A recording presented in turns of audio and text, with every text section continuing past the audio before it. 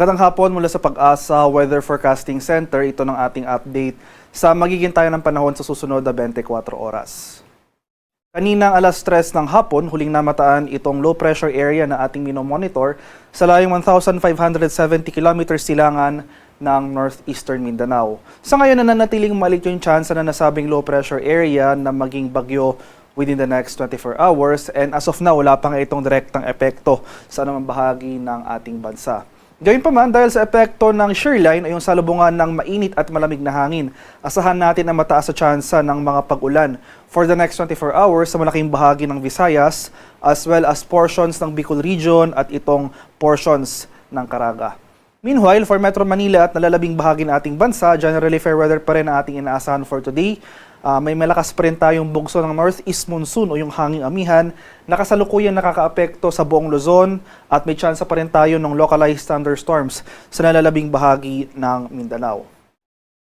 Para sa karagdagang detalye para sa ating low pressure area na minomonitor, so base sa ating latest tropical cyclone potential forecast na issued, inasahan natin ang hindi natin inaalis yung possibility ng tropical cyclone development or pamumuo ng nasabing low pressure area patungo sa isang bagyo towards the end of the week na kung saan posible itong lalapit dito sa silangang bahagi ng Visayas at Mindanao area, possible itong tumawid dito sa may Visayas area. So makakaapekto ito sa malaking bahagi ng Southern Luzon, Visayas at Mindanao in the coming days. So posible ba magbago yung scenario na ito?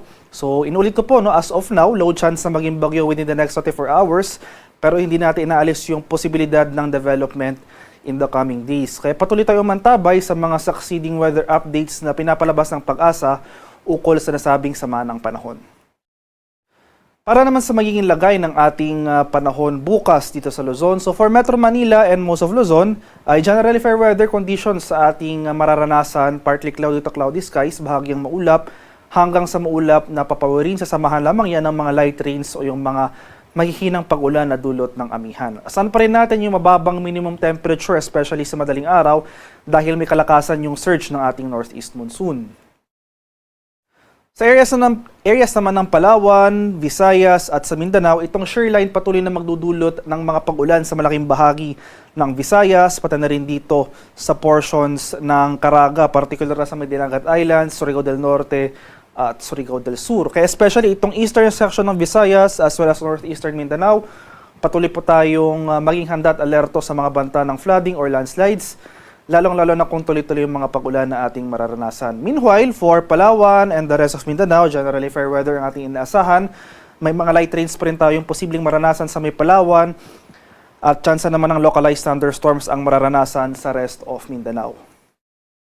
Ito yung ating latest weather advisory issued kaninang alas 5 ng hapon. 24-hour rainfall outlook natin, inasaan pa rin natin yung mga pag-ulan dito sa malaking bahagi ng Eastern Visayas, Caraga area. So particular na sa mga lalawigan ng Eastern Samar, Biliran, Leyte, Southern Leyte at Dinagat Islands. Ito po yung mga lugar na pinakamaapektuhan since ito yung mga lalawigan sa easternmost portion ng Visayas at Mindanao. Ito yung mga lugar na pinakamararanasan yung mga pag-ulan na dulot ng shearline, kaya patuloy po tayong maghanda at maging alerto sa mga flooding or landslides.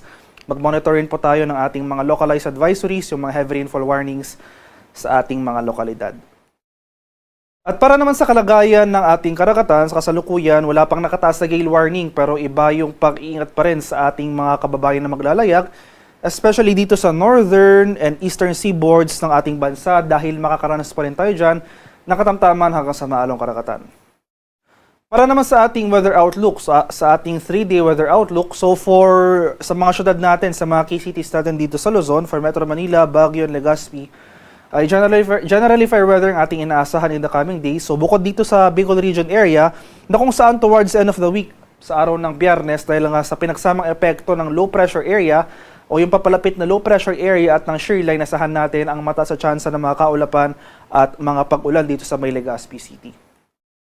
Sa area naman ng Visayas, so sa araw ng Miyerkules, mababawasan yung mga pag-ulan na dulot ng shearline dahil inasahan natin yung pag-recede o yung pag-atras ng axis ng ating shearline. So generally improving conditions ng isang araw dito sa western and central portions ng Visayas. So Metro Cebu and Iloilo City for Wednesday. Generally fair weather ang ating inaasahan. May light rains pa rin tayo na dulot ng amihan. Pero itong eastern section ng Visayas, sa may eastern Visayas, towards the end of the week, so Thursday and Friday, buong Visayas na, makakaranas muli tayo ng mataas sa tsansa ng mga pag-ulan. Dulot din ang pinagsamang epekto ng approaching LPA at ng shear line o yung salubungan ng mainit at malamig na hangin. Kaya muli, umantabi po tayo sa mga succeeding updates sa pinapalabas ng Pag-asa. Para naman sa Mindanao, particular na itong northern and eastern portions ng Mindanao. So sa mga rehiyon yan ng northern Mindanao, Caraga at Davao Region, mapapansin po natin no, Wednesday to Friday, magpapatuloy itong maulang panahon dulot ng low pressure area at ng shear line.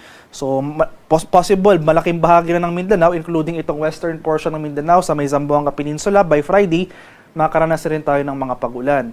So posible pa magbago yung scenario natin with regards sa approaching low pressure area. Muli, patuloy po tayong umantabay sa mga succeeding weather updates na pinapalabas ng Pag-asa. Ang haring araw dito sa Kamaynilaan ay lulubog mamayang 5:55 ng umaga at sisikat naman bukas sa ganap na 6:24 ng umaga.